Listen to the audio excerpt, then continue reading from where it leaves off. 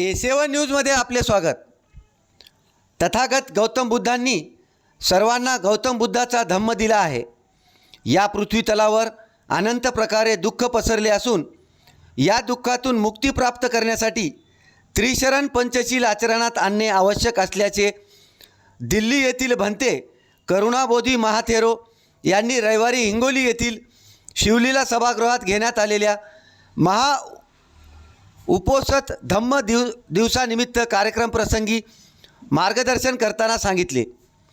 हिंगोली येथे मागील वर्षापासून सुरू करण्यात आलेले महा उपोषित धम्म दिवसानिमित्त शहरातील तरुण संयोजन समितीने 31 ऑगस्ट रोजी विविध धार्मिक कार्यक्रमाचे आयोजन करण्यात आले होते।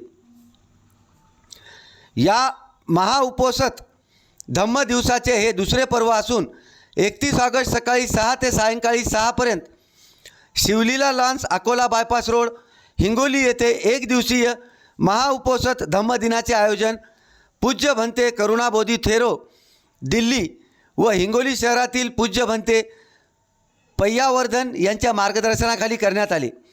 यावेळी उपोषित म्हणजे काय यावर बोलताना सांगितले की भगवान बुद्धांनी उपदेशिलेल्या धम्मानुसार उपोषिताचे पालन जे करतात तेच खरे उपासक उपासिका होत। धम्मामध्ये उपोषिताला मुख्य महत्त्व आहे। तर उपोषित म्हणजे नेमके काय असावे तर वर्षावासाच्या कालावधीत महिन्यातून केवळ 4 दिवस म्हणजे 2 अष्टमी पौर्णिमा व अमावस्या अशा 4ही दिवस आपण अष्टशील धारण करून त्याचे नियमाप्रमाणे काटेकोर पालन करणे म्हणजेच उपोषित। पण आजच्या या धावपळीच्या जीवनात आम्ही धम्मापासून बरेच दूर होत आहेत हे निदर्शनास येते। म्हणूनच धम्माशी निगडीत राहण्यासाठी उपोषिताला मूळरूपी जाणून घेण्यासाठी व आपल्या पुण्य पारमितांना पूर्ण करण्यासाठी आम्ही पुन्हा एकदा एक धम्मरूपी प्रयत्न करून एक दिवसीय महाउपोषित धम्म दिवस वर्ष दुसरे आपल्या सर्वांकरिता आयोजित करण्यात आला आहे।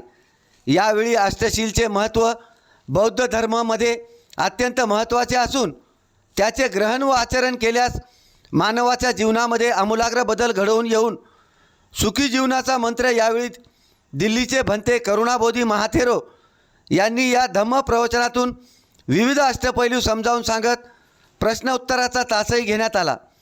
यावेळी पानापिपाता वेरमणी सिक्खापद समाधियामी आदिन्नादाना वेरमणी सिक्खापद समाधियामी अब्रह्मचर्या वेरमणी सिक्खापद समाधियामी मुसावादा वेरमणी सिक्खापद समाधियामी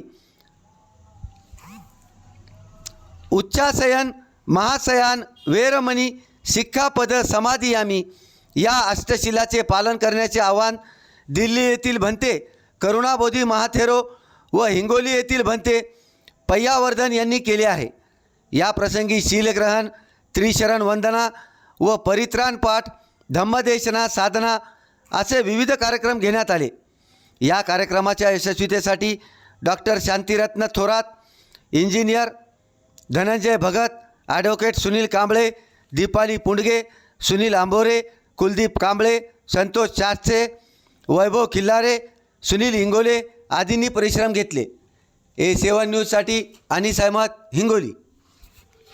वर्षापासून या संयोजन समितीने हा धम्म उपोषित दिवस साजरा करण्याचा संकल्प केला होता आणि याही वर्षी सुंदर असा कार्यक्रम त्यांनी घडवून आणलेला आहे।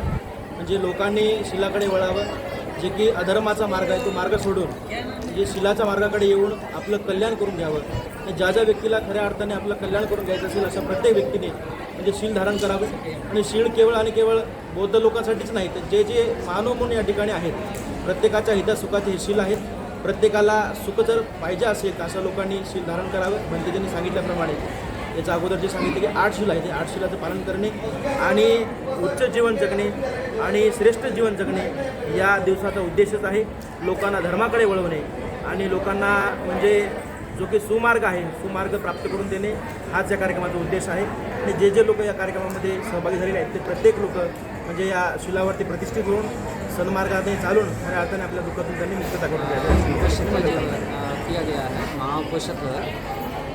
उपोषथ जो है वो एक बुद्धिज्म में 4 उपोषथ आते हैं, पूर्णमासी, अमावस्या और दोनों अष्टमियों पे।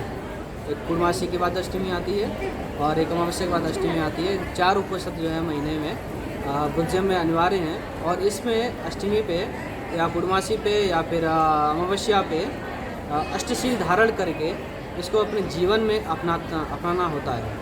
और इसको जो धारण है, जो अष्टशील है, ये बुद्ध के 8 ऐसे नियम हैं गृहस्थ लोगों के लिए कि जो हमारे जीवन को एक अच्छा बनाते हैं, खुशहाल जीवन बनाते हैं और हमारे जीवन में बहुत कुछ ऐसा बदलाव आता है। तो ये हमारे ऐसे नियम हैं जो बुद्ध कहते हैं, इनको आप 24 घंटे आप उसका पालन करें। तो उसमें जो पहला है, पाणिपाता में प्राणी हिंसा नहीं करेंगे। दूसरा, दिन्ना दाना, चोरी नहीं करेंगे। तीसरा, ब्रह्मचर्य, हम ब्रह्मचर्य का पालन करेंगे। चौथा है, झूठ नहीं बोलेंगे, चुगली नहीं करेंगे, फालतू बकवास, कटु वचन। और 5वां है, शराब मच, यानी कि कच्ची पक्की शराब, गांजा, भांग, नशीले पदार्थ का सेवन नहीं करेंगे। और छठा नियम है विकाल भोजन, यानी 12 बजे से पहले भोजन करना होता है। उसके बाद जो 7वां नियम है, नाचना गाना और क्रीम पाउडर वगैरह यानी श्रृंगार वगैरह इत्यादि नहीं करेंगे। और 8वां जो नियम है वो ऊंचे आसन पर ना सोएंगे ना बैठेंगे। ऊंचे आसन में ज़्यादा मुलायमदार गद्दा वगैरह या फिर सोफ़ा वगैरह, तो ऐसे आसन में ना बैठना होता ना सोना होता। तो ये 8 नियम का उस दिन पालन करना होता है। बाकी जो विधिवत रूप से आपके जो दिनचर्या है उसको आप वैसे ही आप जो अपनाते हैं या जो भी आप काम करते हैं वो आप कर सकते हैं। बाकी आपको जो नियम है उन नियम के अनुसार आपको वो 24 घंटे चलना होता है। बाकी और अदर डे में पंचशील का पालन होता है, तो पंचशील को अपने जीवन में अपनाइए, अपना कल्याण कीजिए। तो ताज़ा घडामोडी पाहण्यासाठी आमच्या चॅनलला सबस्क्राईब करा, लाईक करा, शेअर करा आणि बेल आयकॉनला प्रेस करा।